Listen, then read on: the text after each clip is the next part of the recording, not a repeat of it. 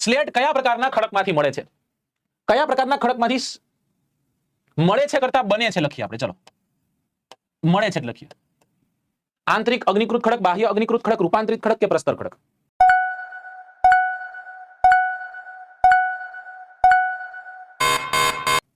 ચલો, ઓકે. સાચો આન્સર આમાં બધા કરી ગયા સાહેબ. રૂપાંતરિત ખડકનું એક્ઝામ્પલ છે. રૂપાંતરિત ખડક એટલે શું? ફરી એક વખત તમને સમજાવી દઉં. રૂપાંતરિત ખડક એટલે અગ્નિકૃત ખડક છે એ કે પછી પ્રસ્તર ખડક છે.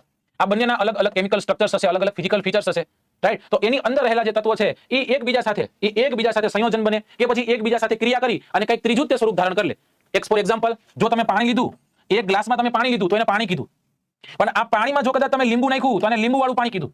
પણ આ લીંબુમાં સાથે સાથે તમે મીઠું અને ખાંડ નાખી તો આને આપણે લીંબુ શરબત કીધું. શું કીધું સાહેબ? લીંબુ શરબત કીધું, રાઈટ?